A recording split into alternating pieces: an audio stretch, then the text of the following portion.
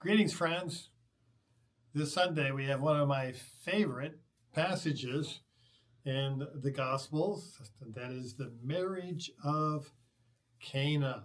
Marriage is a big deal. There's four dates that are really important to us when we really get down to it, right?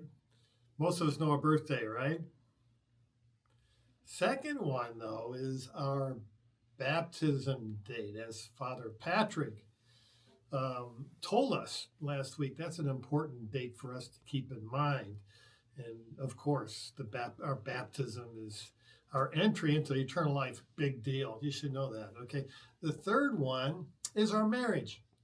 And if you don't know what your marriage date is, then you could be in trouble with your spouse. Okay.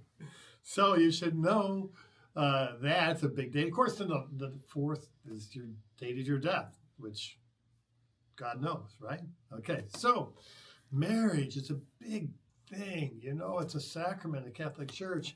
And there's so much of our anticipation, so many of our dreams, so much of who we are physically, spiritually, psychologically, emotionally, all that sort of stuff.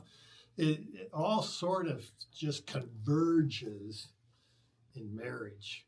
God made it that way. It's a big deal. Right? So, God knows this.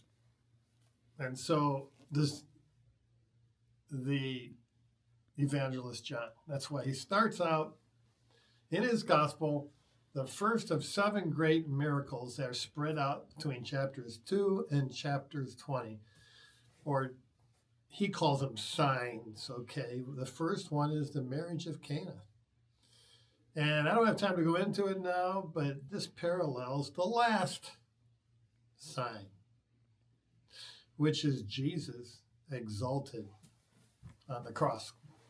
He's glorified by displaying his love for humanity on the cross. Whoa. Because both of them are like a marriage, okay? Let's look at the first one. He ran out of wine at Cana. And the Blessed Mother comes to Jesus and said, we got a problem. And Jesus shoots back at her what I call John's mystical zingers. Okay. A zinger is a very cryptic statement that just sort of catch you unaware. He calls his mother, woman. What have you got to do with me? Whoa. Okay. That kind of question is really unanswerable. He then says, my time is not now. Okay, that's very interesting.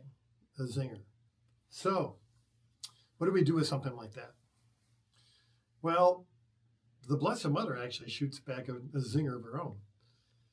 Because we don't know how she's interpreting it. All she is looking at him. Then she looks at the servants and says, do whatever he tells you to do. Okay? Now, the Blessed Mother shows up only twice in this gospel. She shows up here, where the water is turned into wine. And then she shows up in the last sign before the cross. And at both times, Jesus addresses her as woman. She looks at John, who represents the church, the Blessed Mother. He addresses the Blessed Mother, woman, behold your son. Then he turns to the disciple and says, behold your mother. Now, both of these instances, you really have to kind of look at creation, because John's always taking us back to creation. And God is creating something here. He's creating his church from his side. Because they slit open his side, they lanced his side, out came water and blood. And out of his side, the church's birth, represented in John, and the church's mother, the new Eve, who's the Blessed Mother. Just like Eve, the old Eve was taken out of Adam's side. And it's all framed in the whole idea of marriage. So John is expressing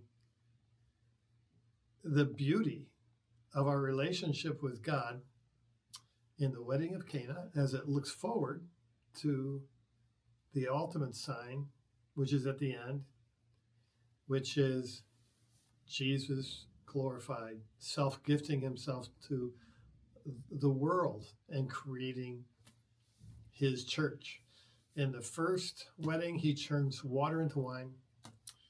And in the second, his blood is turned into Eucharistic wine for us, which is his blood. And we know that life is in the blood. And we partake of the Holy Eucharist. We are at the marriage supper of the Lamb, which the Mass is a prelude to. So we see how important this is. It's not just an event that's stuck in there that shows that Jesus is powerful and he can turn water into wine. For John, it serves a far deeper purpose. So, there we have it. There's more. There's always more. But that's all we have for now. Let's just think about this. Maybe Lord will bring something else to mind before Sunday in your minds and hearts and in my mind and heart as we turn over in our hearts and minds this most profound moment in the gospel. God bless you.